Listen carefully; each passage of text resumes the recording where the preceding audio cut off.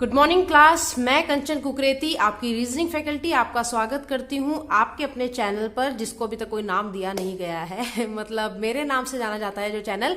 जी हाँ, कंचन कुकरेती के चैनल पर आपका स्वागत है। आज हम स्लोगन की सीरीज को थोड़ा और आगे बढ़ाने वाले हैं और आज हम करने वाले हैं only a few the few. क्या होता है ये, क्या इसका डायग्राम बनता है, क्यों बच्चों को कंफ्यूजन आता है, इन सभी पर बात करेंगे। तो बिना देरी के अपना पहला क्वेश्चन शुरू करते हैं। आइए बोर्ड पर देखते हैं। आइए स्टूडेंट्स, इन दोनों के बीच का फर्क समझते हैं। यहां पर पहली स्टेटमेंट में मैंने लिखा है अ फ्यू ARB। मैं अ फ्यू लिखूं, चाहे मैं सिर्फ फ्यू लिखूं, चाहे मैं सम लिखूं, बात एक ही है। मैंने आपको बताया था पिछले एपिसोड में कि अ फ्यू ARB को हम सम ARB कंसीडर करते हैं, आपको याद होगा। यानी कि ये जो लिखा हुआ है अ फ्यू ARB, इसका अर्थ है या इसका डायग्राम जो हम बनाएंगे वो हम बनाएंगे सम ARB। इतना तो सबको क्लियर होगा, है ना। ऑब्वियसली डायग्राम भी हम सब ARB का ही बनाएंगे। बना दिया मैंने डायग्राम, मान लीजिए मैंने डायग्राम ड्रॉ कर दिया सम ARB, मैंने डायग्राम ड्रॉ कर दिया। अब इन दोनों का डिफरेंस हमें समझना है कि भाई इसमें और इसमें फर्क क्या है। ठीक, यहां पर लिखा है only ARB, only a few ARB। Few हो चाहे ए हटा दो, अ फ्यू हो, द फ्यू हो या सिर्फ फ्यू हो, कोई फर्क नहीं पड़ता। लेकिन अगर ओनली लगा है तो बहुत फर्क पड़ता है बेटा। ओनली अ फ्यू ARB का मतलब है केवल कुछ AB है, समझना इस चीज को। और इसका मतलब है कुछ AB है। अब इन दोनों में डिफरेंस के लिए बच्चे बड़े परेशान रहते हैं आजकल। 2 साल से इस क्वेश्चन ने बड़ा दिमाग खराब किया हुआ है, हर एग्जाम में आ जाता है। SBI से ट्रेंड शुरू हुआ है इसका, तो अब IBPS RRB हर कोई पूछ रहा है। तो इस तरह के जब स्टेटमेंट्स आते हैं तो गलती होने के चांसेस बहुत ज्यादा रहते हैं। लेकिन आज इस एपिसोड के बाद ऐसे कोई चांसेस नहीं रहने वाले, तो जरा ध्यान से देखिएगा। जब उसने कहा अ फ्यू ARB, जिसका मतलब होता है कुछ AB है, मैंने डायग्राम बनाया और इसका कोई और सेंस नहीं निकलता, इस बात का ध्यान रहे। लेकिन जब ओनली आ जाता है, हमने ओनली ARB का कंसेप्ट भी कल पढ़ा था, ठीक है। तो वहां आपने देखा था कि हमने सब्जेक्ट प्रेडिकेट चेंज किए थे, ओनली की जगह ऑल किया था, और वो भी केवल ए के ही अंदर रह सकता था। हमने पिछले एपिसोड में पढ़ा है, जिन्होंने पिछला एपिसोड नहीं देखा तो वो प्लीज पिछला एपिसोड जरूर देखें। यहां पर ओनली लिखा है कि केवल कुछ AB है। अगर ये सिर्फ इतना बोलता कुछ AB है तो फिर यही बात हो जाती, यही कहानी हो जाती ऊपर जैसी। लेकिन बच्चे जैसे ही इसने ओनली लगाया, जैसे इसने केवल लगाया, इसने इस A की लिमिट निर्धारित कर दी। लिमिट निर्धारित करने का मतलब क्या है, उसने A को ये बोल दिया कि A तुम्हारा केवल कुछ पार्ट B के अंदर जा सकता है, यानी कि तुम पूरे के पूरे कभी भी B के अंदर नहीं जा पाओगे। मैंने जब आपको स्टेटमेंट्स का कन्वर्जन बताया था पहली क्लास में, प्रीवियस क्लास में, तो मैंने आपको बताया था कि इसका मीनिंग होता है सम ARB एज वेल एज। ध्यान रखना बेटा, इसी के साथ साथ मैंने 2 चीजें बताई थी। इसी के साथ साथ इसका ये भी मीनिंग होता है सम AR नॉट B। तो स्टेटमेंट से ही हमें समझना जाना चाहिए कि उसने जब ये लिमिट लगा दी ओनली, केवल मतलब वो कंफर्म है कि भाई इतना पार्ट, तो कह रहा है केवल कुछ AB के अंदर है, यानी जो बचा हुआ है वो कभी B के अंदर नहीं आ सकता। कुछ लोग कहते हैं कि मैम आपने तो कहा था जितना दिया है उतना ही सोचना है, इसके अलावा नहीं सोचना है। लेकिन मैंने हमेशा कहा है कि रीजनिंग में आप कॉमन सेंस का यूज जरूर करें बेटा। तो ओनली की वजह से ऐसा हो रहा है। अगर मैं कह रही हूं कंचन को केवल चाय पसंद है, या अगर मैं बोल रही हूं कंचन को केवल रोटी पसंद है, तो इसका मतलब मैं बाकी चीजों को नेग्लेक्ट कर रही हूँ या बाकी चीजों को उसमें से रिमूव कर रही हूँ, है ना। मैंने कहा कंचन को केवल चाय पसंद है, तो इसका मतलब बाकी उसे कुछ पसंद नहीं है, समझना चीज को। अगर मैं सिर्फ बोलती कंचन को चाय पसंद है, तो इसका मतलब ये नहीं कि उसे दूध पसंद नहीं हो सकता, उसे जूस पसंद नहीं हो सकता, उसे फ्रूट पसंद नहीं हो सकता, ठीक है। लेकिन जब केवल लग जाता है तो उस चीज की एक लिमिट, एक सीमा निर्धारित हो जाती है। इसीलिए ओनली अ फ्यू ARB का एक नहीं 2 मीनिंग होते बेटा, कि कुछ AB होगा और जो कुछ बचा हुआ होगा वो कभी भी B नहीं हो सकता। अब इतना आसान लग रहा है और लग रहा है कि अरे इतनी छोटी सी बात के लिए हम परेशान होते थे, लेकिन जरा देखना दिक्कत कब आती है।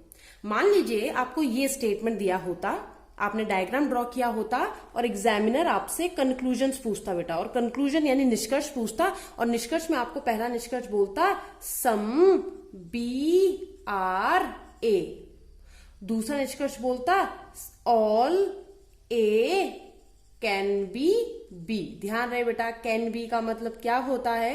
कैन बी का मतलब होता है संभावना, है ना, यानी पॉसिबिलिटी। मैंने पहले कहा था can be, may be, might be, possibility, ये सब संभावनाओं के लिए लगते हैं। तो चलिए देखते हैं। पहला उसने पूछा सम बी आर ए, वो कह रहा कुछ बी ए के अंदर है, क्या आपके स्टेटमेंट के डायग्राम से ये बात सुनिश्चित हो रही है, ये बात प्रूफ हो रही है? तो आप बिल्कुल क्या कहेंगे? हाँ जी बिल्कुल हो रही है। सम बी आर ए कह रहा है कुछ भी ए के अंदर है। मैंने कहा जब ए बी के अंदर जाएगा तो बी का कुछ पार्ट उसके अंदर आएगा ही आएगा, साफ साफ दिख रहा है, सबूत है सामने, तो इसमें कोई डाउट की बात ही नहीं है, तो बिल्कुल सही है। जब उसने कहा all A can be B, कह रहा सारे ए बी के अंदर हो सकते हैं, ध्यान रखना हो सकते हैं। अगर ये कहता ऑल ए आर बी, अगर सिर्फ ये होता, ये कैन बी ना होता यहां पर और सिंपल होता ऑल ए आर बी, तो फिर डाउट था कि भाई इतना तो है, बाकी बचे हुए के लिए हम नहीं बोल सकते। लेकिन यहाँ पे क्या है? All A can be B, कह रहा सारे ए को उठा के बी के अंदर रख सकते हो। मैंने कहा इतने को तो एग्जामिनर रख रहा है, हम ये जो बचा है उसको भी रख सकते हैं, पर स्टेटमेंट में ऐसा कुछ बोला नहीं है, इसलिए हम कंफर्म नहीं है। यानी कि ये क्या होता तब उस समय गलत होता, लेकिन यहाँ पर पूछा क्या था? अगर वो कंफर्म पूछता तो गलत था, लेकिन यहाँ पे कह रहा all A can be B, हो सकते हैं। मैंने कहा ए को उठा के बी के अंदर रख दो, कोई दिक्कत हो ना, यानी अगर मैं इसका पॉसिबल डायग्राम बनाती तो ऐसा बन जाता। अब जरा यहाँ पे डीप में जा रहे हैं तो जरा समझते रहना। जब मैंने ये बनाया तो बच्चे कह रहे हैं अच्छा आपने तो डायग्राम में छेड़खानी कर दी मैम।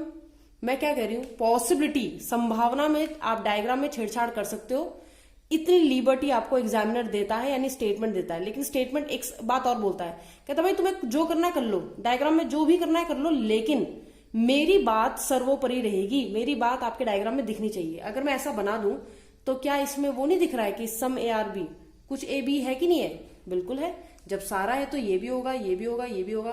तो स्टेटमेंट वाले को सिर्फ इतने से मतलब है कि भाई मेरी कही भी बात आपके डायग्राम में दिखनी चाहिए, एक्स्ट्रा आप कितना भी जोड़ लो अगर बात संभावनाओं की हो रही है, ठीक है। ऐसे नहीं कि हम पहले ही संभावना बना दें, ठीक है, जब तक बोला ना जाए, ठीक। तो उसने कहा कि सम ए आर बी, तो मैंने कहा दिख तो रहा है, तो जो बचा हुआ ए उससे आपको क्या लेना देना? मेरा मन कर रहा है मैंने अंदर बना दिया, तो ऐसी पॉसिबिलिटी है? मैंने कहा हाँ बिल्कुल है। समझ में आ रही बात? ठीक है। अगर पॉसिबिलिटी ना होती बेटा तो हम नहीं कर सकते थे इसको, तो हम अपनी मर्जी से नहीं कर सकते, तब हम डाउट में चले जाते, ठीक। हम संभावना नहीं लगाते तो हम डाउट में चले जाते। अगर ये सिंपल होता ऑल ए आर बी, तो हम कहते भैया कुछ तो है, सारे का पता है नहीं, सारा हो भी सकता है नहीं भी, ये बचा हुआ पार्ट हो भी सकता है नहीं भी, इसलिए तब हम क्या करते, इसे गलत करते। लेकिन कैसा गलत करते बेटा? डाउटफुल वाला गलत करते। समझ आई बात? पक्का? चलिए अब जरा नीचे आ जाओ, दूसरे वाले पे आ जाओ। अब आती है बात उस राज के खुलने की जो राज हमें परेशान किए बैठा था, है ना। चलिए तो देखो क्या है, only a few A are B, यानी मैम ने बोला था इसके दो मीनिंग होते हैं और दोनों एक साथ होते हैं, एज वेल एज ऐसी नहीं लगाया मैंने, दोनों एक साथ होते हैं, ठीक है। कह रहा है कुछ ए बी है कुछ ए बी नहीं है। अब सबसे बड़ी चुनौती कि मैम इसका डायग्राम कैसे बनाए, कुछ ए बी के अंदर रखना है और कुछ नहीं रखना। तो कई बार बच्चे इतना बनाकर छोड़ देते हैं और कहते हैं लो मैम ये हो गया डायग्राम जो आप बोल रहे हो कि कुछ ए जो है वो बी के अंदर है और कुछ नहीं है। मैंने क्या कहा था? मैंने कहा था नेगेटिव के लिए नेगेटिव का निशान होना जरूरी है। ये डायग्राम सिर्फ ये शो कर रहा है कि कुछ ए बी के अंदर है, ये नहीं शो कर रहा है कि जो बाकी बचे वो बी के अंदर नहीं आ सकते। तो हम क्या करेंगे, इस पे इस तरीके से क्रॉस का साइन लगाएंगे, ठीक है। फिर से देख लो, अगर नहीं दिखाई दे रहा है तो ध्यान से देखो बेटा, ए को बी के अंदर किया कुछ ए को, और बाकी जो बचा ए है उसका इशारा करते हुए इसकी तरफ और वहां पर क्रॉस का साइन मार दिया, ठीक है। दिख रहा होगा सबको? नहीं दिख रहा है देख लो एक बार, नहीं दिख रहा है तो यहां देखो ए का कुछ पार्ट बी के अंदर और बाकी पार्ट को हमने क्रॉस में कर दिया है। बाकी पार्ट को हम बताना चाहते हैं कि भाई ए तुम्हारा बाकी पार्ट बी के अंदर कभी नहीं आ सकता, ठीक है। समझ में आई बात? तो हम इसका डायग्राम ऐसा बनाते हैं। अब चीजें चेंज क्या होती हैं? फिर डायग्राम तो हमने बना दिया, चीजें चेंज क्या होती है, क्या चीज है जो हमें परेशान करने वाली है? तो मैंने कहा कंक्लूजन मान लो, स्टेटमेंट ये दिया होता और कंक्लूजन जैसे ऊपर है बिल्कुल वैसे ही, सम बी आर ए। अगर उसने बोला होता सम बी आर ए, अगर ये बोला होता कि आप ये बताइए कि पहला कंक्लूजन जो है सम बी आर ए, ये सही होगा या गलत होगा, तो आप बताइए सम बी आर ए गलत होगा क्या? सम बी आर ए गलत होगा क्या? नहीं। क्यों? क्यों गलत नहीं होगा? क्योंकि साफ दिख रहा है कि बी का कुछ पार्ट क्या है, ए के अंदर है, उससे ओनली फ्यू से उसका कोई फर्क ही नहीं पड़ता। लेकिन अगर ये कह देता ऑल ए आर बी, या फिर ये कह देता, चलो पहले इसी को बताओ, ऑल ए आर बी कह देता, अगर ऑल ए आर बी, तो क्या ये सही होता? ऑल ए आर बी, सारा ए बी है, तो आप क्या कहते हैं? गलत। लेकिन आप कैसा गलत कहते हैं इसे गलत तो आप बता रहे हो, पर कैसा? डाउट वाला गलत है या कंफर्म गलत है? ये कंफर्म गलत है बेटा, कंफर्म गलत है, इसमें डाउट नहीं है। क्यों? क्योंकि बोल रहा है ऑल ए आर बी, कह रहा है ऑल ए आर बी, सारे ए बी हैं, हम देख रहे हैं सारे ए बी के अंदर नहीं है।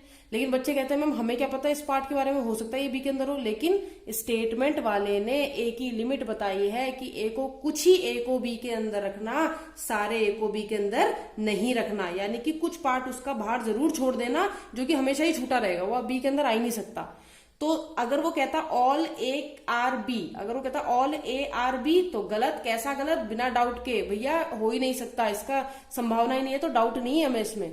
लेकिन अगर एग्जामिनर इसमें पॉसिबिलिटी लगा देता, तो अगर एग्जामिनर इसमें पॉसिबिलिटी लगा देता, यानी अगर एग्जामिनर का थर्ड कंक्लूजन होता all A can be B, तब आप क्या करते? अगर एग्जामिनर कहता कि आप ऑल ए आर बी छोड़ो, आप मुझे ये बताओ कि all A can be B, सारा ए बी के अंदर आ सकता है, तो हम क्या कहते हैं? इसे भी गलत। और कैसा गलत? कंफर्म। क्यों? नहीं है संभावना। कह रहा क्यों? मैंने कहा ए को बी के अंदर अगर लाओगे तो स्टेटमेंट वाला बोलेगा कि नहीं बोलेगा कि मैंने कहा था ए को बी के बाहर रखना, तुम अंदर क्यों ले आए, है ना?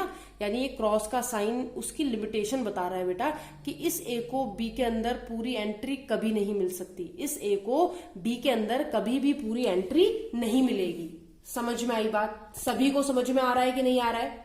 ठीक है, तो ध्यान रख बेटा, इस ए की लिमिट होती है जब ओनली लग जाता है। ठीक, अब एक और चाल चलता है एग्जामिनर आपके साथ, चाल चलना वो बंद नहीं करेगा, एक और चाल चलता है, कहता है ठीक है अगर ऐसा है कि ये ए पूरा पूरा बी के अंदर नहीं आ सकता, ना पॉसिबिलिटी में ना कैसे, तो चलो एक बात बताओ मुझे, अगर मान लीजिए मैं आपसे कंक्लूजन में एक दूसरा कंक्लूजन पूछ लेता हूं, मान लो मैं आपसे एक बात पूछता हूं all B can be A, तो आप क्या कहेंगे? अगर वो कह दे all B can be A, सारे बी पॉसिबिलिटी है बेटा, ठीक है, सारे बी ए के अंदर आ सकते हैं कि नहीं आ सकते, तो कई बार बच्चे से गलत कह देते हैं, लेकिन बेटा ये 100% सही है, 100% सही है। क्यों? ऐसा क्यों कहा मैम ने? ये सही इसलिए है क्योंकि वो बी के बारे में बात कर रहा है, वो कह रहा है सारा बी ए के अंदर आ सकता है। अब सिंपल सी बात है, बी का ए के अंदर आना संभव है। क्यों संभव है? क्योंकि ए के लिए बोला है कि ए की लिमिटेशन है कि ए बी के अंदर नहीं आ सकता, बी की लिमिटेशन नहीं है कि ए के अंदर नहीं आ सकता, बी को आप ए के अंदर कहीं भी रखना शुरू कर दो, कोई दिक्कत नहीं है। ए का बी के अंदर आना पॉसिबल नहीं है, लेकिन बी ए के अंदर कहीं भी आ सकता है। हो सकता है पूरा बी यहाँ रहता हो, ए का वो पार्ट जो बी के अंदर ना आ रहा हो, लेकिन बी यहाँ रह रहा हो सकता है बी यहाँ रहता हो। यानी कि अगर मैं इसका पॉसिबल डायग्राम आपको बनाना चाहूं तो पॉसिबल डायग्राम तो मैं ऐसे ही बना सकती हूँ, ये रखा मैंने कौन? ए, और इसके अंदर रख दिया मैंने बी, और ये रहा ए का कुछ पार्ट जो बी के अंदर नहीं है, और कुछ ए का पार्ट बी के अंदर है, ये बी ए का कुछ पार्ट बी के अंदर भी है और कुछ पार्ट ए का बी के अंदर नहीं है। डायग्राम तो ऐसे ही बन सकता है। यानी कि बी पे कोई लिमिटेशन नहीं है, लिमिटेशन सिर्फ ए में है। ए पूरा का पूरा बी के अंदर नहीं आ सकता, लेकिन बी फ्रीडम है, उसको वो फ्री है, वो कहीं भी जा सकता है। तो ये चीज समझना बहुत जरूरी था। ठीक है, एक बार फिर से एक ओवरव्यू ले लेते हैं इस कंसेप्ट का, क्योंकि अब मैं आपको क्वेश्चंस देने वाली हूं, उन क्वेश्चंस में स्टेटमेंट्स आएंगे और आपको उनके साथ डील करना है। ठीक है, और डील तभी कर पाएंगे जब ये कंसेप्ट समझ में आया होगा। तो उन सभी स्टूडेंट्स के लिए जिनके लिए ओनली अ फ्यू या अ फ्यू एक बहुत बड़ी चुनौती बना रहता था, उनके लिए एक बार फिर से एक्सप्लेन कर रही हूं, जरा ध्यान देना बेटा। अगर आपको लिखा है a few A are B, इसका अर्थ होता है some A are B. Diagram हम ड्रॉ करते हैं, कुछ ए बी है ऐसा, न ए में कोई लिमिट है न बी में कोई लिमिट है, बी का कुछ पार्ट कहीं भी जा सकता है, ए का कुछ पार्ट कहीं भी जा सकता है, और कुछ पार्ट इनका आपस में कॉमन होगा, ओवरलैप कर रहा होगा। तो एग्जामिनर अगर पूछे कि कुछ भी ए के अंदर है तो निसंदेह कुछ भी ए के अंदर होगा ही होगा, इस बात को गलत हम कह ही नहीं सकते। अगर एग्जामिनर कह रहा है all A can B, can B मतलब होता है पॉसिबिलिटी, एग्जामिनर कह रहा है तुम सारे ए को बी के अंदर ले जा सकते हो, मैंने कहा देखो थोड़ा तो ए बी के अंदर है ही according to examiner, according to statement, लेकिन इस बचे हुए ए को भी अगर हमारा मन करेगा तो हम बी के अंदर ले आएंगे और स्टेटमेंट वाले को कोई दिक्कत नहीं होने वाली, क्योंकि स्टेटमेंट वाले की बात फिर भी हमारे डायग्राम में दिखेगी। अगर पूरे ए को मैं बी के अंदर ले आई तो ए का कुछ पार्ट तो बी के अंदर रहेगा ही रहेगा, बाकी पार्ट से उसे कोई मतलब नहीं है, इसलिए दोनों सही हो गए। ठीक, अगर एग्जामिनर ने स्टेटमेंट चेंज कर दिया, अगर एग्जामिनर ने a few A are B या फ्यू ए आर बी के आगे ओनली लगा दिया, यानी कि अब एग्जामिनर इस ए की लिमिट बता रहा है और एग्जामिनर कह रहा है केवल कुछ ही ए बी के अंदर है, तो वो कह रहा है केवल कुछ ए बी के अंदर रहेगा, यानी वो इनडायरेक्टली आपको एक और बात बता रहा है कि जो बचा हुआ ए है उसको ए के अंदर मत डाल देना। ठीक है, उस ए को कहीं भी डालो लेकिन वो बी के अंदर नहीं आएगा, क्योंकि ए का कुछ ही पार्ट बी के अंदर है, सारा पार्ट नहीं हो सकता। ठीक है, हमने देखा कि ये स्टेटमेंट दिया है तो इसके दो मतलब निकलते हैं, some A are B as well as, यानी कि साथ ही साथ some A are not B, कुछ ए बी नहीं होगा और कुछ ए बी होगा। डायग्राम मैंने आपको बता दिया, डायग्राम ये रहा कि ए का कुछ पार्ट बी के अंदर दिखा दिया और बाकी कुछ पार्ट नेगेटिव में दिखाना जरूरी है, याद रखना। तो ये कुछ ये कुछ पार्ट नेगेटिव में आ गया कि ए का कुछ पार्ट क्या है वो बी के साथ नेगेटिव में है। समझ में आई बात, डायग्राम समझ में आया तो बहुत सारी चीजें समझ में आ जाएंगी। अब उसने बोला कि मान लीजिए उसने कंक्लूजन पूछा होता सम बी आर ए, यहां भी पूछा था सम बी आर ए, है ना, सम बी आर ए पूछा था तो बिल्कुल सही था, यहां भी पूछा है सम बी आर ए तो वो तो निसंदेह सही है। क्यों? क्योंकि साफ साफ दिख रहा है कि बी का कुछ पार्ट ए के अंदर है। लेकिन जब उसने यहां पर कहा था ऑल ए कैन बी, सारे ए बी के अंदर आ सकते हैं, तो बी पे ए के ऊपर कोई बाउंडेशन नहीं थी, सारे ए बी के अंदर आ सकते हैं। हाँ, ए ने कहा मैं खुला हूं, कोई मेरे पे बाउंडेशन नहीं है, कोई चार्जेस नहीं है, मैं आ सकता हूं।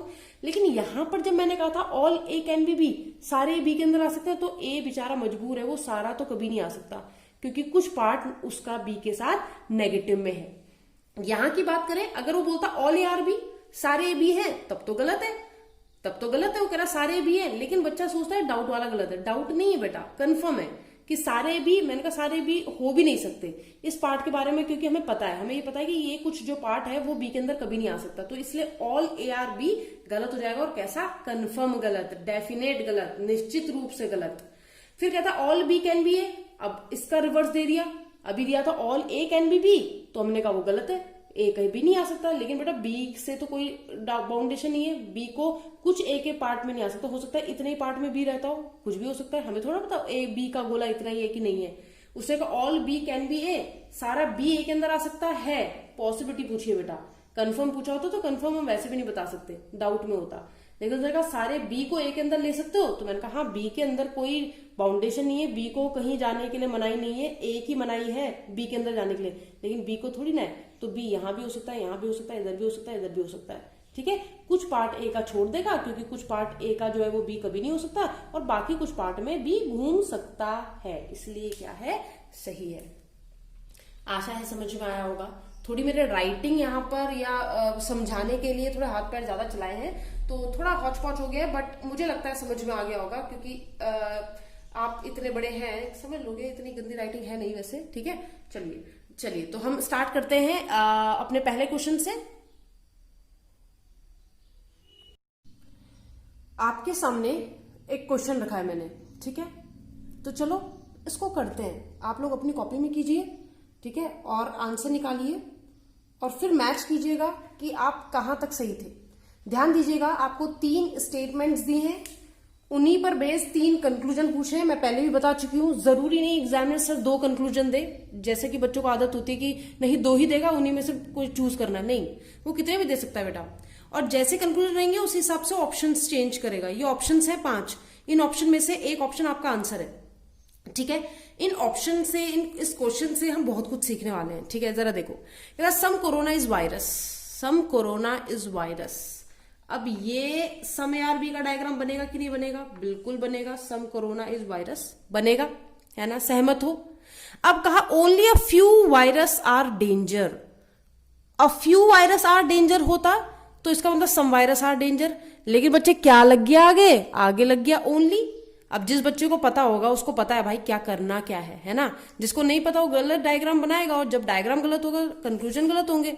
तो चलो बनाते हैं। Only a few virus are danger, कह रहा कुछ ही वायरस हैं जो डेंजरस हैं, यानी बाकी बचे हुए वायरस डेंजरस नहीं होंगे। ठीक है, समझाने की जरूरत नहीं है क्योंकि अभी जस्ट समझाया मैंने। ठीक है, इतने इंटेलिजेंट हो आप, ऑफिसर बनने जा रहे हो, है ना। तो उसने कहा कि कुछ तो वायरस डेंजर के अंदर होगा और बाकी जो बचा हुआ पार्ट है वो नहीं होगा, यानी कुछ पार्ट बाहर रहेगा ही रहेगा।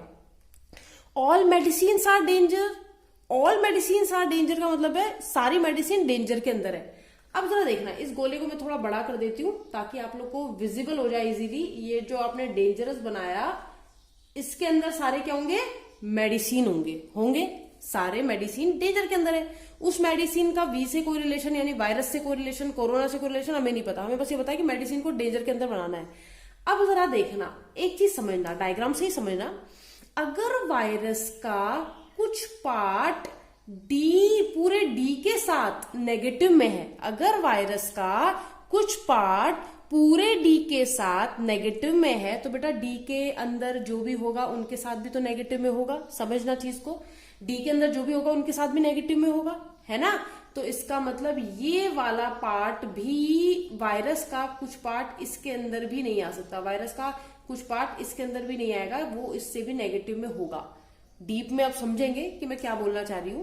ठीक है, जैसे मान लीजिए मैंने कहा ए, ठीक है, मैंने कहा ए की दुश्मनी बी से है। मान लो मैंने कहा ए की दुश्मनी बी से है, ए नेगेटिव है बी के साथ, पूरा ले रहे हैं, हाँ।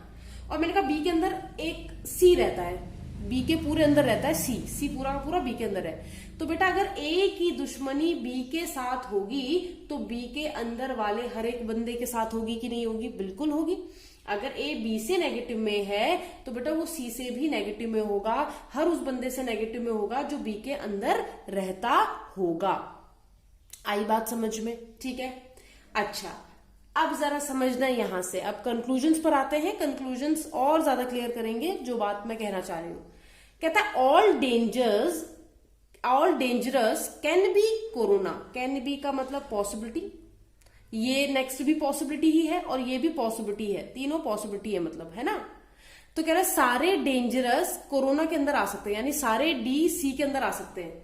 तो अगर मैं डी का सी का रिलेशन देखूं, कोई डायरेक्ट रिलेशन नहीं है सी और डी का। अगर मैं डी को उठा के कहां लेकर आऊं, सी के अंदर आ जाऊं, तो वी को वैसे भी कोई फर्क नहीं पड़ने का। क्यों? क्योंकि वी से है, उसका जो रिलेशन थोड़ा बहुत दिया है वो वी से है। तो अगर मैं डी को उठा के सी डी पे कोई बाउंडेशन नहीं, याद रखना, ठीक है। डी तो वी के अंदर भी आ सकता है, क्योंकि वी को डी के अंदर जाने से मनाई है, डी को नहीं है मनाई, ठीक है। तो डी का पार्ट सी के अंदर भी आ सकता है, वी के अंदर भी आ सकता है, कहीं भी आ सकता है, जहां उसका मन करे। वो ये कह रहा है सारे डेंजरस कोरोना के अंदर आते हैं, तो डेंजरस जाएगा तो फिर ये भी जाएगा। तो मैंने कहा हाँ आ सकते हैं, आप उठाकर ला सकते हो इसे, क्योंकि उसके बारे में कोई भी चीज नेगेटिव पॉजिटिव कुछ भी नहीं बोला, तो आप कुछ भी कर सकते हो, ठीक। कुछ बच्चे दिमाग लगाते हैं कि भाई कैसे कैसे कर सकते हैं, फिर तो गड़बड़ हो जाएगी। नहीं होगी ना बेटा, गड़बड़ नहीं होगी, जब उनके बारे में कुछ बोला ही तो गड़बड़ कैसे होगी। लाइक ये है आपका सी, रुक जाओ मार्कर की इंक खत्म हो गई, ये है आपका सी, ठीक है, कोरोना वाला। ये है आपका वायरस का पार्ट। मान लो डी इसके अंदर रहने आ जाता है, डी आएगा तो डी के अंदर एम है वो भी आएगा, और वी का कुछ पार्ट अभी भी डी के साथ क्या चल रहा है, नेगेटिव में चल रहा है। तो एग्जामिनर को कोई दिक्कत ही नहीं, एग्जामिनर कह रहा भाई ठीक है, जो मैंने कहा था वो तुम्हारे डायग्राम में दिख रहा है, बाकी तो तुम कुछ भी करो, मुझे वाला से मुझे कोई फर्क नहीं पड़ता। अब देखो डायग्राम की हर बात दिख रही होगी आपके इस डायग्राम में भी। कुछ कोरोना वायरस है, हाँ जी है, बिल्कुल है, ठीक है। फिर उसने कहा केवल कुछ ही वायरस डेंजर के अंदर होने चाहिए, है ना। अच्छा, डेंजर के अंदर वायरस भी बोला था, तो लो इसको ऐसे बना दो, कोरोना ये रहा, डेंजरस की लाइन थोड़ी ऐसे बना दो, है ना। तो कुछ डेंजरस जो है वो वायरस के अंदर है, ये भी बना दिया, ठीक है। और फिर कह रहा कुछ नहीं हो सकते, कुछ है वायरस डेंजर के अंदर, कुछ नहीं होंगे, ठीक है। फिर कहा सारी मेडिसिन डेंजर के अंदर से, सारी मेडिसिन किसके अंदर है, डेंजर के अंदर है ना, तो कोई दिक्कत नहीं है। तो यानी एग्जामिनर कह रहा भाई मेरी कही हुई बातों को तो तुमने हर चीज को यहाँ पर रखा ही है, तो बाकी तो तुम कुछ भी कर सकते हो, क्योंकि पॉसिबिलिटी बोली है, इसलिए ये पॉसिबल है कि हाँ भाई सारे डी सी के अंदर हो सकते हैं। सी की बाउंड्री बेटा, सी की बाउंड्री के ही अंदर क्या है आपका डी है, तो सही है। कहता all dangers can be virus. कह रहा भाई डी को वी के अंदर ला सकते हो आप, डेंजरस को वी के अंदर ला सकते हो। तो डेंजरस का मैंने पहले ही बताया बेटा, वी की एंट्री डी के अंदर बंद है, लेकिन डी की एंट्री वी के अंदर बंद नहीं है। तो डी पूरा का पूरा वी के अंदर आ सकता है। मैंने कहा डी पूरा का पूरा वी के अंदर आ सकता है। मैंने कहा बिल्कुल आ सकता है। कैसे आ सकता है? मैंने कहा लो एक और डायग्राम बना के दिखाते हैं। डी पूरा का पूरा वी के अंदर भी आएगा और स्टेटमेंट वाले को दिक्कत भी नहीं होगी। ये रहा आपका वी, ठीक है, और या ये आपका डी है, और डी पूरा का पूरा किसके अंदर रख देते हैं? हम पूरा का पूरा रख देते हैं वी के अंदर, रख दिया, ठीक है। उसके बाद उसने कहा था कि वी का कुछ पार्ट कोरोना है, यानी वायरस का कुछ पार्ट, या कोरोना जो है कुछ वो वायरस है, और वी का कुछ पार्ट डी नहीं है, और साथ ही साथ डी के अंदर एम रहता है। तो लो सारी बातें तो क्लियर हो रही हैं। वी का कुछ पार्ट अभी भी ऐसा है जो डी के अंदर नहीं है। वायरस का कुछ पार्ट, ये वायरस का ही तो पार्ट है, ये किसके अंदर रहता है? वो डी के अंदर रहता है। तो हर एक स्टेटमेंट यहां पर क्या हो रही है? फुलफिल हो रही है, कोई दिक्कत नहीं है, हर स्टेटमेंट फुलफिल हो रही है। सम कोरोना आर वायरस, कुछ कोरोना वायरस है आ रहा है, केवल कुछ ही वायरस डेंजरस के अंदर होगा, कुछ वायरस जो है वो डेंजर के अंदर है, और जो बाकी बचा हुआ वायरस है वो डेंजर के अंदर नहीं है। सारे मेडिसिन डेंजर के अंदर होंगे, यानी कि एग्जामिनर को क्यों दिक्कत होगी जब उसकी सारे स्टेटमेंट फॉलो कर रही है आपके डायग्राम में। तो मैंने कहा सारे डेंजर वायरस के अंदर, मैंने कहा आ सकते हैं, ठीक है। अच्छा, अब बात करते हैं लास्ट स्टेटमेंट की, सॉरी लास्ट कंक्लूजन की। लास्ट कंक्लूजन में बोला है all virus can be medicine. कह रहा सारे वायरस मेडिसिन हो सकते हैं क्या? सारे वायरस मेडिसिन। अब वायरस को अगर मैं मेडिसिन के अंदर रखूंगी, कुछ बच्चे कहते हैं मैं वायरस का डी से थोड़ी ना बोला, वायरस का एम से बोला है। तो बेटा ये एम जो है ये डी के ही साथ है, डी के घर में ही रहता है। तो जिससे डी की दुश्मनी होगी वैसे एम को भी दुश्मनी करनी पड़ेगी, यही बात मैंने आपको समझाई थी।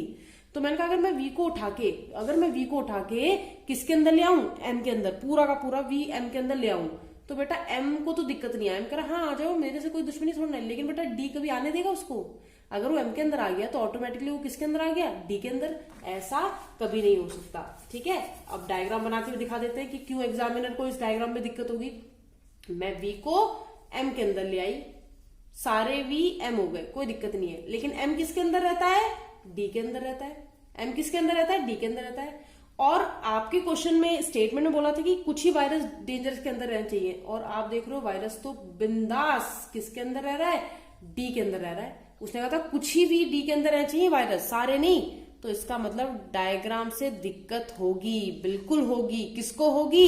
एग्जामिनर को होगी। स्टेटमेंट जो दिए हैं वो कॉन्ट्राडिक्ट कर रहे हैं, वो कह रहा भैया ऐसा नहीं हो सकता। यानी कि जब आपका डायग्राम इस तरीके से फ्लेक्सिबल ना हो पाए, या आपकी बातें या स्टेटमेंट की बातों को रिप्रेजेंट करते हुए वो बात रिप्रेजेंट नहीं कर पा रहा है जो आपको चाहिए, तो आप उसको कभी नहीं मानेंगे, वो गलत होगा। समझ में आई बात? अब ये मत कहना मैम डाउट का या कंफर्म, क्यों? क्योंकि पॉसिबिलिटी है बेटा, पॉसिबिलिटी तो हमेशा ही डाउट में ही चलती है। कल बारिश होगी कि नहीं होगी, पॉसिबिलिटी है, वो डाउट में ही चलेगी। तो पॉसिबिलिटी में कंफर्म और सही ऐसा कुछ यहां पर नहीं होगा, ठीक है। और अगर मैं बोलूं कि सारे वायरस आपके मेडिसिन हो सकते हैं तो नहीं है, और कंफर्म है कि नहीं है, क्यों? क्योंकि हो ही नहीं सकते, आ ही नहीं सकते, आएंगे तो फिर दिक्कत हो जाएगी। तो कंफर्म ही गलत है एक तरह से अगर देखो तो, है ना। पॉसिबिलिटी होती तो डाउट में होता तो ऑब्वियसली सही होता, ठीक है। चलो कोई नहीं। तो अब वो बोल रहा है आप ऑप्शन टिक करो, ये ऑप्शन है आपको टिक करने हैं। तो उसने कहा ओनली थर्ड फॉलोज, कह रहा केवल 3 फॉलो करता है, अनुसरण करता है। मैंने कहा ये तो गलत है। कह रहा केवल पहला और केवल दूसरा और तीसरा अनुसरण करता है। तो दूसरा तो करता है लेकिन तीसरा तो कर ही नहीं रहा है। फिर कह रहा नन फॉलोज, कह रहा कोई भी फॉलो नहीं कर रहा है। नन फॉलोज का मतलब होता है बेटा कोई भी फॉलो ना करना। तो मैंने कहा हाँ ऐसा तो नहीं है, क्योंकि 2 फॉलो कर रहे हैं। फिर कह रहा केवल पहला और दूसरा फॉलो कर रहा है, जो कि बिल्कुल सही है, केवल पहला और दूसरा फॉलो कर रहा है। और लास्ट है नन ऑफ दीज। जरा समझना बेटा, यहां से एक और चीज समझना इन ऑप्शन से। ये 2 ऑप्शन ध्यान से देखना, एक में लिखा है नन फॉलोज और एक में लिखा है नन ऑफ दीज। इन दोनों में बहुत बड़ा डिफरेंस होता है। डिफरेंस क्या होता है? ऐसे भी बच्चे आते हैं क्वेश्चन लेके। नन फॉलोज का मतलब होता है इनमें से, ये जो दिए गए निष्कर्ष हैं, दिए गए कंक्लूजन है, इनमें से कोई भी अनुसरण नहीं करता। नन फॉलोज का मतलब होता है। लेकिन नन ऑफ दीज का मतलब क्या होता है? नन ऑफ दीज ये नहीं कह रहा कि इनमें से कोई नहीं, नन ऑफ दीज कह रहा है इन दिए हुए विकल्पों में से, ये जो 5 विकल्प दिए हैं, इनमें से कोई आपका आंसर नहीं है। समझना चीज को। अगर मान लीजिए मैं यही क्वेश्चन देती, यही आप सॉल्व करते, यही आपके आंसर आते, और मैं ये वाला ऑप्शन काट देती, मैं ये वाला ऑप्शन देती ही नहीं, और मैं इसकी जगह कुछ और ऑप्शन देती, तब आप थर्ड फॉलो लगाते? नहीं।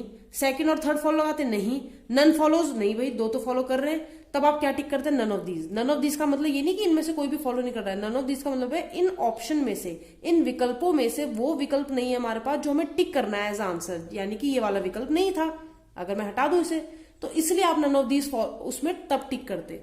ठीक है, इसमें भी बच्चे को दिक्कत रहती है, इसलिए यहाँ पर क्लियर किया है ये। ठीक है, तो आशा है समझ में आया होगा, और आ भी जाना चाहिए। बहुत इजी लैंग्वेज में बहुत टाइम लेकर एक ही क्वेश्चन को समझाया जा रहा है, तो मुझे नहीं लगता कि आपको नहीं समझ में आया होगा। लेकिन अगर फिर भी ऐसे एक्सेप्शन है, अगर ऐसा है कि आपको नहीं समझ में आया, तो प्लीज आप लोग कमेंट्स में लिखते रहिए, बताते रहिए कि समझ में आ रहा है कि नहीं आ रहा है। ठीक है, चलिए नेक्स्ट क्वेश्चन की तरफ बढ़ते हैं। आपके सामने एक क्वेश्चन रखा है, अगेन दोबारा आप में से ही किसी एक स्टूडेंट ने पूछा है, धीरज नाम है स्टूडेंट का। इंस्टाग्राम पर एक क्वेश्चन आया है कल रात का, तो एक बार वो क्वेश्चन ले लेते हैं। सर को इसमें कुछ प्रॉब्लम हो रही है, तो चलिए देखते हैं, और फिर मैं कंक्लूजन्स भी दूंगी आपको क्या किस इसमें से एक टिक करना है, तो आप क्या टिक करेंगे। तो चलिए देखिए, लिखा है ओनली स्वीट्स या ओनली स्वीट आर केक। अच्छा, एक चीज और, हाँ, यहाँ पे एरर डिटेक्शन मत करने बैठ जाना कि आर लगाया है, एस नहीं लगाया है, प्लूरल नहीं है। देखो ये स्लॉग्स है, ये रीजनिंग है, यहाँ पर सब चलेगा। ठीक है, तो इतना वो ना करिए कि आर है तो प्लूरल फॉर्म है तो आर क्यों लगा दिया, नहीं है तो फिर इज क्यों नहीं लगाया, ऐसा ऐसा। ठीक है, तो चलो देखते हैं। कहता है ओनली स्वीट्स आर केक, यानी ओनली ए आर बी। मैंने पहले बताया था ओनली ए आर बी का क्या मतलब होता है, ऑल बी आर ए, बताया था ना, यानी ऑल केक आर स्वीट, यही होगा। तो मैंने बना दिया, सारे केक स्वीट हैं। लेकिन क्या यही डायग्राम बनेगा? नहीं, इस सी के अंदर हम एक स्टार लगा रहे हैं। ये स्टार कहीं पर स्टैंडर्ड नहीं है कि मतलब हाँ ये लगाना है, आईबीपीएस वालों ने बोला है लगाना है। ये याद रखने के लिए लगाया हुआ है मैंने। क्यों?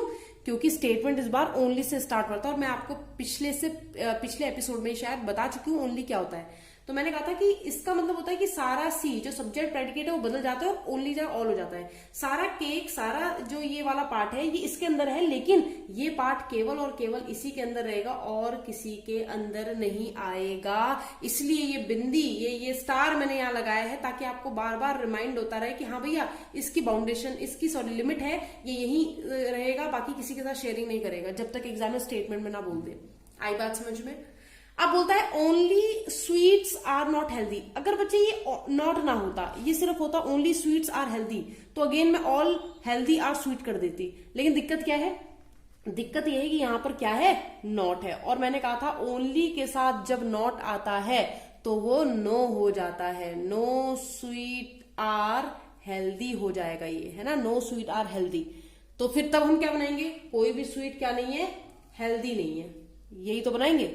ठीक है, यहां नहीं दिख रहा है तो कुछ लोग कहते होंगे मैम ये ऐसे ही बस कंजस्टेड कराती रहती है। अभी अपन लोग गरीब है ना, तो इसलिए तो चले देखिए, तो कोई भी जो स्वीट है वो क्या नहीं है, हेल्दी नहीं है। ठीक है, तो मैंने डायग्राम बना दिया, डायग्राम आपके सामने दिख रहा है। अब समझना चीज को। कहता है सम केक आर नॉट हेल्दी, कह रहा कुछ केक हेल्दी नहीं है। तो क्या ये बात सही है कि कुछ केक ऐसा है जो हेल्दी नहीं है? ये बात सही है क्या? सम केक आर नॉट हेल्दी, हम ये जानते हैं कि कोई भी हेल्दी क्या नहीं है, स्वीट नहीं है, तो कोई भी स्वीट क्या नहीं होगा, हेल्दी नहीं होगा। ठीक है, कुछ बच्चों को ये डाउट भी आता है कि मैम हमें तो ये बोला है ना कि हेल्दी स्वीट नहीं है, या हमें तो ये बोला है कि स्वीट हेल्दी नहीं है, तो आप इधर क्यों बोल रहे हो? मैंने पहले कहा है अगर पूरे के बारे में बोला जाता है नेगेटिव, अगर पूरे के बारे में नेगेटिव बोला जाता है बेटा, तो वो इधर से भी लगता है और इधर से भी लगता है। ठीक, अगर सम नॉट होता, अगर मैं कहती कुछ ए ऐसा है जो बी नहीं है, तो बेटा तो वो इधर से लगे इसकी गारंटी नहीं है, इसकी श्योरिटी नहीं होती, वो सिर्फ इधर से नेगेटिव लगता है, उधर से नहीं लगता, जब तक एग्जामिनर बोल ना दे। ठीक है, तो इन दोनों में डिफरेंस समझना। इससे पहले वाले क्वेश्चन में भी जब मैंने सम नॉट कहा था, जब मैंने कहा था वायरस डेंजरस के अंदर नहीं आ सकते, तो इसीलिए कहा था क्योंकि वायरस में सम नॉट का केस था कि कुछ वायरस डेंजरस नहीं थे पीछे। ठीक है, तो डेंजरस में कोई दिक्कत नहीं थी, इसलिए वो आ सकता था। तो यहाँ पे बी अंदर आ सकता है, ए नहीं आ सकता। यहाँ पर ना ए आ सकता है ना बी आ सकता है, क्योंकि ये पूरा नो का केस है। तो यहाँ पर भी नो का ही केस है ऊपर स्वीट और हेल्दी में। तो चलिए देखते हैं क्या कह रहा है। कह रहा है सम केक आर नॉट हेल्दी। मैंने कहा जब कोई स्वीट हेल्दी नहीं है तो स्वीट के अंदर आने वाली कोई भी चीज हेल्दी नहीं होगी। लेकिन वो कह रहा है भाई कुछ स्वीट, कुछ केक ऐसा है, मान लो ये केक, कह रहा ये इतना केक कभी भी हेल्दी नहीं हो सकता। तो मैंने कहा हाँ बिल्कुल, जब पूरा ही नहीं हो सकता तो कुछ ले लो, वो भी नहीं हो सकता, है ना। इस पूरे घर के लोग ले लो, चाहे इतने ले लो, चाहे इतने ले लो, चाहे कितने भी ले लो, तो भाई बात बिल्कुल सही है। सबसे पहले सेकंड एपिसोड में जब हमने बात की थी हर एक केस की, सम नॉट के केस की, तो वहां बताया है ये बात, ठीक है। नो हेल्दी इज केक, कह रहा कोई भी हेल्दी केक नहीं है, ये हेल्दी है ये केक। हाँ नेगेटिव भले ही स्वीट के साथ है, लेकिन स्वीट के अंदर ही तो पूरा का पूरा सी भी रहता है, तो अगर स्वीट नेगेटिव में है तो ये भी नेगेटिव में होगा, तो नो हेल्दी इज केक, इसमें भी कोई शक नहीं है, बिल्कुल सही है। फिर कहता है some healthy is not cake is a possibility. समझना, कह रहा कुछ हेल्दी केक ना हो ऐसी संभावना है, कुछ हेल्दी केक ना हो ऐसी संभावना है। तो पहले तो संभावना भूल जाओ, कई बार बच्चे परेशान हो जाते हैं, संभावना भूल जाओ, पहले से ऐसे ही चेक करो। अगर सिर्फ इतना होता तो ये होता some healthy is not cake, कुछ हेल्दी केक नहीं है, बात तो बिल्कुल सही है, बिल्कुल सही है। जब हेल्दी कोई भी स्वीट नहीं है तो हेल्दी कोई भी केक भी नहीं होगा। और अगर मैं हेल्दी का इतना पार्ट ले लूं कि भाई कुछ हेल्दी ऐसा है जो केक नहीं है, बिल्कुल सही है, कुछ हेल्दी ऐसा है जो स्वीट नहीं है, बिल्कुल सही है। जब इतना नहीं है तो इतना इतना इतना कोई भी नहीं होगा, ये बिल्कुल सही था। लेकिन उसने क्या लगा दिया, पॉसिबिलिटी। वो कह रहा है भाई ऐसा हो ऐसी संभावना है। तो ध्यान रहे बेटा, जो चीज सत्य होती है, जो चीज कंफर्म होती है, उसमें कभी भी पॉसिबिलिटी नहीं लगती। जो चीज बिल्कुल निश्चित है कि ये बात सच है, ये सच चल रहा है, उसमें अगर आप पॉसिबिलिटी लगा दो तो उसका कोई सेंस ही नहीं बनता। पॉसिबिलिटी लगती तब है जब डाउट होता है, तभी वो सही होती है, वरना नहीं होती, है ना। एग्जाम्पल के तौर पे समझिएगा, यहाँ बच्चों को बहुत दिक्कत आती है बेटा, बहुत ज्यादा दिक्कत आती है। जैसे मैं आपसे बोलूं, आप सभी को पता है ना सूरज पूरब से उगता है, यानी कि सूरज ईस्ट से उगता है ना। और अगर मैं आपसे बोलूं सूरज ईस्ट से उगता है तो आप कहोगे बिल्कुल सही बात है। लेकिन अगर मैं आपसे बोलूं सूरज पूरब से उगता है ऐसी संभावना है, तो आप कहोगे गलत है मैम, संभावना इस चीज की है ही नहीं, यूनिवर्सल ट्रूथ है भैया, है ना। कैसे चेंज कर लेंगे, कर ही नहीं सकते। समझ में आई बात। मैंने कहा कि आपको यहाँ पर जो क्लासेस होती हैं वो कंचन कुकरेती द्वारा ली जाती हैं। हाँ निश्चित है, क्योंकि आती है, बताती है कि कंचन कुकरेती हूँ, लेक्चर ले रही हूँ, पढ़ लो, है ना, ऐसा ऐसा। लेकिन अगर मैं आपसे बोलूं कि ये लेक्चर कंचन कुकरेती द्वारा लिया जा रहा है, ऐसी संभावना है, तो तब आप क्या करोगे, गलत। क्यों? क्योंकि हमारे पास प्रमाण है कि हाँ भाई ये क्लासेस कंचन कुकरेती मैम ले रही हैं, और इसकी आपको इसके लिए कोई एविडेंस, सामने एविडेंस है कि हाँ भाई ये चैनल चल रहा है, यहाँ पर कंचन कुकरेती मैम पढ़ा रही है। तो ध्यान रखना बेटा, कभी भी डेफिनेट चीज पर पॉसिबिलिटी नहीं काम करती, ठीक है। समझ रहे हो बात को, आगे बात समझ में, चलो बढ़िया, ठीक है। तो ये धीरज सर आपके लिए क्वेश्चन था, ठीक है। आशा करते हैं आपका डाउट क्लियर हुआ होगा। अगर आपको अभी भी कोई परेशानी है तो प्लीज आप इंस्टाग्राम पर फिर से फ्री हैं, आप कभी भी कोई भी क्वेश्चन भेज सकते हैं। चलिए नेक्स्ट क्वेश्चन लगा रहे हैं। आज का लास्ट क्वेश्चन आप लोगों के सामने, देखिए जरा, इसे बनाओ तो जाने। जी हाँ, इसे बनाओ तो जाने, सिर्फ बनाना नहीं है, सही बनाओ तो जाने, ठीक है।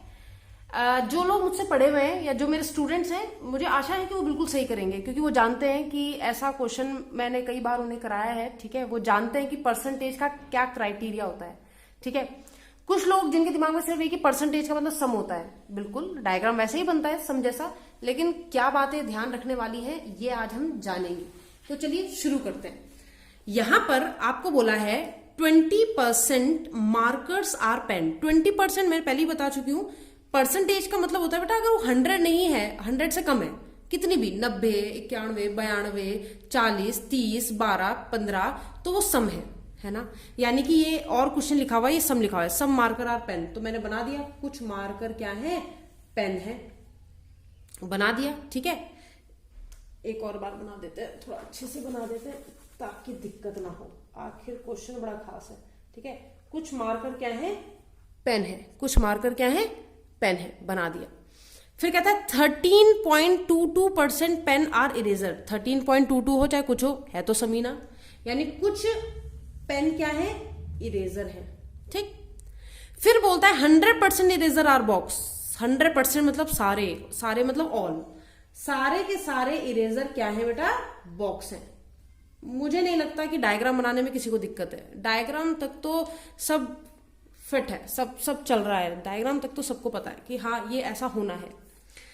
लेकिन काश इसकी कहानी यही होती, यही खत्म हो जाती और एग्जामिनर हमसे कोई चाल नहीं चलता। अब एग्जामिनर मैथमेटिकल बांड छोड़ रहा है। मैथमेटिकल बांड मतलब शब्दों से उतर कर अब अंकों में आ चुका है, और अंकों में आया है तो उसके दिमाग में कोई ना कोई प्लान है। बिल्कुल उसके दिमाग में आपके लिए कोई ना कोई प्लान है। वो इतनी जल्दी आपको 3-4 नंबर नहीं लेने देगा अगर ऐसा कोई क्वेश्चन वो एग्जामिन में देता है, 2-3 क्वेश्चन। तो चलिए देखते हैं। यहां पर सम मार्कर और पेन तो है, लेकिन बेटा इस बार उस सम की हमें लिमिट बता दी गई है कि भैया वो सम कितना है, 20% है। पहले क्या होता था, अगर मुझे कोई बोलता था सम ARB तो मैं बनाती थी सम ARB। अब ये सम 50% है, चाहे 20% है, 30% है, 19% है, मुझे नहीं ज्ञात होता था, है ना। तो सब चल रहा था, ऐसे ही चल रहा था।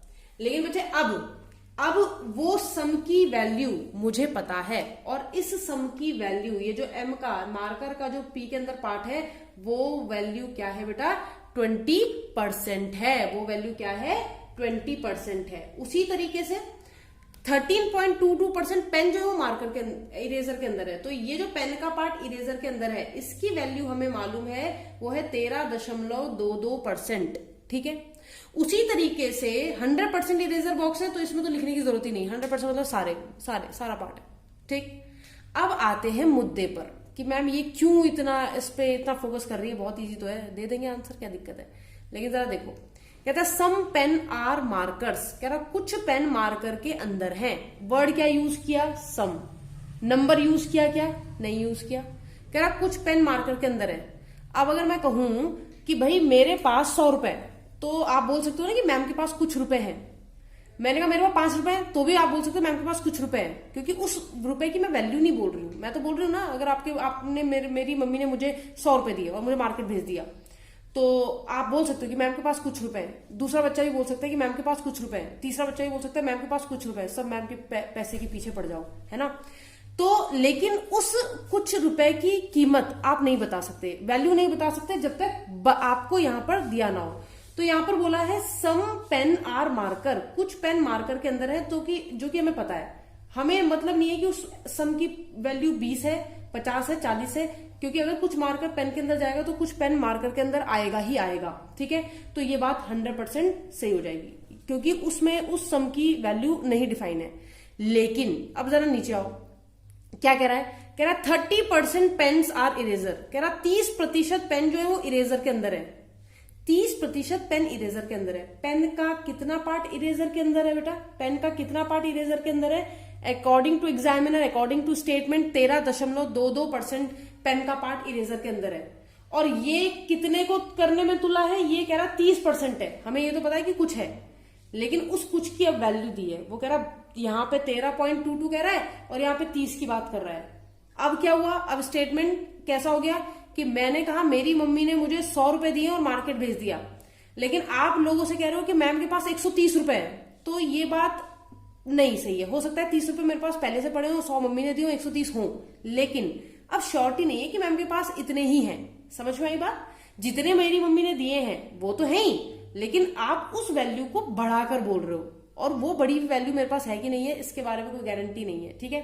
तो कह रहा 30% पेन इरेजर में, तो अब मैं इसे क्या कर दूंगी, गलत। और गलत कैसा, कंफर्म गलत मत बोल देना। कैसा गलत, डाउट वाला गलत है। क्यों डाउट है, क्योंकि इतना पार्ट पेन का इरेजर के अंदर है ये तो पता है, लेकिन और भी है इसके बारे में कोई जानकारी नहीं है। यानी इस 30 में से 13.22% पेन इरेजर के अंदर है, लेकिन वो जो बचा हुआ पार्ट है 30 में से इतने को घटाने के बाद जो बचा हुआ पार्ट है वो भी पेन इरेजर के अंदर है, इसकी गारंटी नहीं है, इसलिए डाउट है। गलत कंफर्म क्यों नहीं कह रही हूं मैं ऐसे कि गलत है, कंफर्म क्यों नहीं कह रही हूं कि वहां तो इतना दिया है, क्योंकि बेटा स्टेटमेंट वाला तो जो देगा वो सिर्फ उतना की बात कर रहा है। उसका मतलब ये नहीं हुआ, अगर वो ओनली लगा था तो बात अलग थी। उसने ये नहीं कहा कि भाई और नहीं हो सकता पेन इरेजर के अंदर, इसलिए ये डाउट है। समझ आई बात। नेक्स्ट देखो, कहता है 12। अब अगर बच्चे से सम लेता तो बच्चा इससे सही करता बेटा, है ना, जैसे ऊपर सम था, लेकिन वैल्यू के हिसाब से आप कंपेयर कर सकते हो, वैल्यू में आप कंपैरिजन कर सकते हो, यही इसकी खास बात है। इसीलिए इसे मैथमेटिकल वे में लिया जाता है। अब उसने कहा 12% इरेजर्स पेन है, 12% इरेजर पेन है। इरेजर का अगर मैं देखूं कुछ पार्ट पेन के अंदर आ रहा है, बिल्कुल आ रहा है, क्योंकि पेन इरेजर के अंदर जा रहा है तो इरेजर का भी कुछ पार्ट आएगा। वो कह रहा है 12% इरेजर पेन के अंदर है। अब यहां भी एक बहुत बड़ा झोल है। क्यों, बच्चे कहते हैं भाई मैम देखो पेन का इरेजर के अंदर 13.22 वाला पार्ट है, ठीक है, और यहाँ पे बोला 12, तो 12 तो 13 से कम होता है, यानी जब 13 रुपए 22 पैसे है किसी के पास, तो हम बोल सकते हैं कि उसके पास 12 रुपए तो होंगे ही होंगे, ऑब्वियसली, है ना। लेकिन अब जरा ध्यान दो, वो क्या कह रहा है, इरेजर और पेन, उसने इरेजर इधर कर दिया, पेन इधर कर दिया। अगर वो कहता 12% पेन इरेजर के अंदर है तो मैं मान लेती, लेकिन वो क्या कह रहा है 12% इरेजर पेन के अंदर है, तो कौन देगा गारंटी कि इरेजर का भी इतना ही पार्ट इसके अंदर है। कुछ लोग नहीं समझे, अभी भी नहीं समझे हैं, देख रहे हैं बस। चलो देखो, मैंने कहा सम ए आर बी, या मैंने कहा ए का 20% बी के अंदर है, फॉर एग्जाम्पल मैंने कहा ए का 20% बी के अंदर है, तो कौन बच्चा मुझे यहां पे गारंटी दे सकता है कि बी का भी 20% ही ए के अंदर हो? नहीं, क्योंकि बी का कुछ पार्ट तो होगा पर वो 20 ही होगा। ये किसने कहा? बच्चा कह रहा है मैम ये जो कॉमन पार्ट होता है इसलिए हम ऐसा कह रहे हैं। अरे बाप रे, है ना, ऐसा कहते हैं बच्चे, है ना। तो बेटा सुनो मेरी बात, वो तो ए और बी का गोला मैंने ऐसा बनाया, मान लो ए का गोला छोटा रह गया और बी का गोला बड़ा है। मान लो ये सर्कल 2 सेंटीमीटर रेडियस का है और ये सर्कल 4 सेंटीमीटर रेडियस का है, तो एरिया किसका बड़ा होगा? इसका बड़ा होगा, इसका छोटा होगा। इसका जो 20% होगा, हो सकता है वो बी के लिए उसका 1% भी ना हो, समझ लो। ए का कुछ पार्ट बी के अंदर आ रहा है तो बी का कुछ पार्ट ए के अंदर आएगा, ये कंफर्म है। लेकिन बेटा वो पार्ट उतना ही होगा, ये किसने कह दिया? उतना ही होगा। अगर उतना तब होता जब ए का और बी का गोला समान होता, लेकिन ये तो हम अपनी मर्जी से बना रहे हैं, जितना मन कर रहा है उतना बड़ा गोला बना रहे हैं। वो तो एग्जामिनर के हिसाब से बना देते हैं, लेकिन हमें पता थोड़ा ना होता वो कितना एरिया है। वो तो हम अपने डायग्राम को, अपने स्टेटमेंट को रिप्रेजेंट करने के लिए वो डायग्राम बनाते हैं। तो बी का भी उतना ही पार्ट ए के अंदर हो, इसकी गारंटी नहीं है, इसकी गारंटी नहीं है। अब इस बात को और अच्छे से समझो, ठीक है। अगर मैंने कहा यूपी 100% यूपी इंडिया के अंदर है, 100% यूपी इंडिया के अंदर है, तो इंडिया का भी 100% यूपी के अंदर है क्या? नहीं, क्योंकि ये हम जानते हैं। ऐसा हो भी तो सकता है, लेकिन ये हम जानते हैं, कंफर्म तो नहीं है ना, है ना। उसी तरीके से अगर मैं आपसे बोलूं ये अपना इंडिया, और मैं बोलूं इंडिया के अंदर अपना जम्मू कश्मीर का, ये लो जम्मू कश्मीर, मैंने कहा इंडिया के अंदर अपना जम्मू कश्मीर का 50% पार्ट आता है, ठीक है, जम्मू कश्मीर का 50% आ रहा, तो मैं ये कह दूं कि इंडिया का भी 50% जम्मू कश्मीर में लाई करता है। कैसे कर देगा भैया? इंडिया बड़ा, जम्मू कश्मीर छोटा, है ना, तो जम्मू कश्मीर का एरिया छोटा, इंडिया का बड़ा, तो जम्मू कश्मीर का जो 50% इंडिया के अंदर है वो इंडिया के क्षेत्रफल के हिसाब से देखा जाए तो इंडिया का क्षेत्रफल के हिसाब से इंडिया कह रहा है कि भाई मेरा तो 20% भी नहीं है, तो कहां से वैल्यू सेम हो गई? नहीं होती। तो ये समझना जरूरी है। ये बात अगर किसी को नहीं समझ में आई होगी ना तो प्लीज कमेंट में जरूर लिखना, बहुत बहुत बहुत बहुत जरूरी है, ठीक है। स्पेशली उन बच्चों के लिए जो मेंस देने जा रहे हैं, ठीक है, और मेरे उन बच्चों के लिए भी जो प्री देने जा रहे हैं, ठीक है। तो बिल्कुल समझना।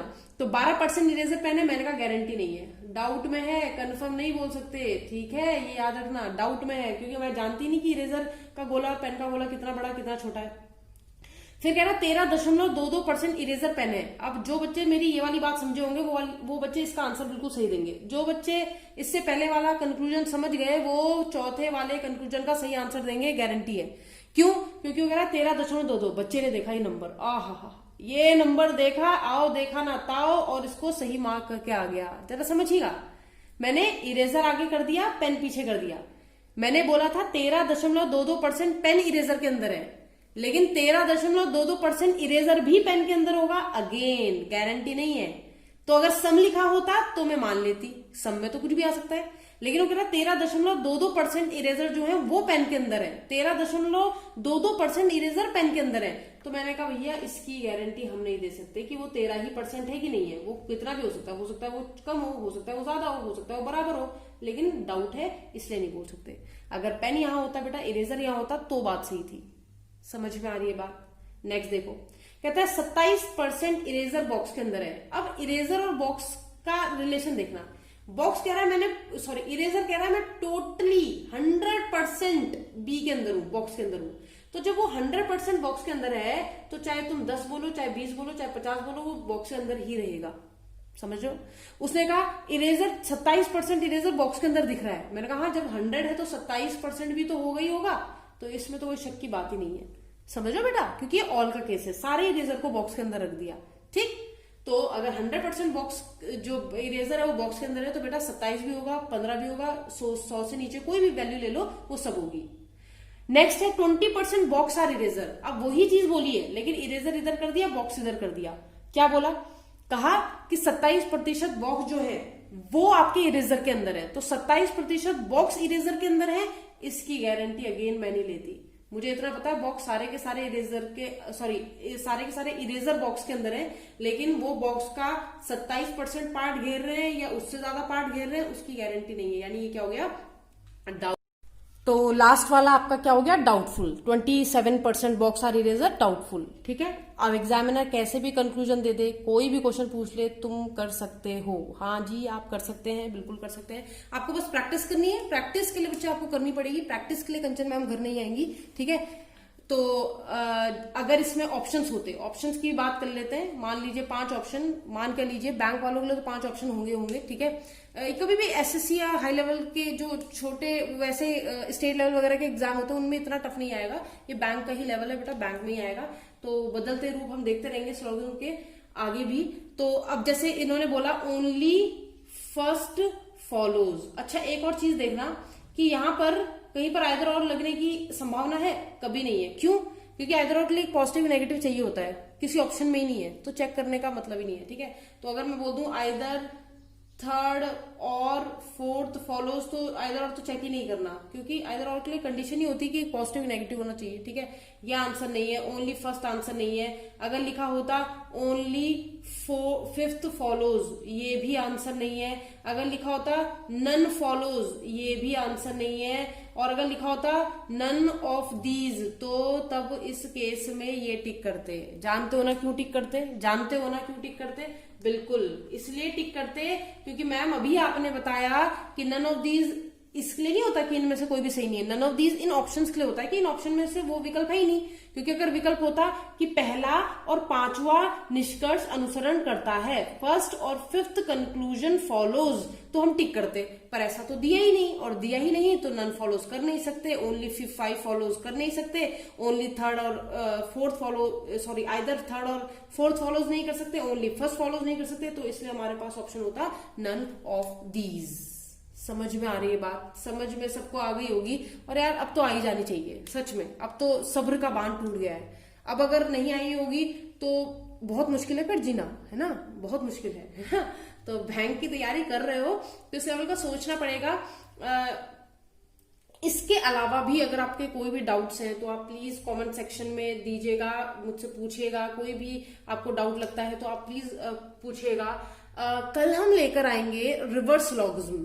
कल हम रिवर्स लॉगिज्म लेके आएंगे। और अगर कल तक बच्चों ने क्वेश्चन भेज दिए कि मैम ये वाला क्वेश्चन करा दो या ये वाला समझा दो, तो बिल्कुल मैं उसे समझा दूंगी, उसमें कोई दिक्कत नहीं है। ठीक है। अच्छा एक और चीज मैं बता दूं, अगर बच्चे सोच रहे हैं कि मैम अगर स्टेटमेंट में सम हो जाए और नीचे कोई परसेंटेज दे दे तो क्या हम उसे कर सकते हैं कि अगर ऊपर बोला हो सम और नीचे दिया हो परसेंटेज कि इतना परसेंट ये है, तब हम क्या करेंगे? सोचिएगा। और कल इस बात का हम आंसर पूछेंगे आपसे कि अगर एग्जामिनर ने बोला हो कि सम ARB स्टेटमेंट में और कंक्लूजन में पूछ ले कि 10% ARB, तो क्या आप उसे सही करेंगे या गलत करेंगे? तो जी हाँ, ये आपका होमवर्क है। तो पहली बार दिया होगा मैंने होमवर्क आपको, है ना?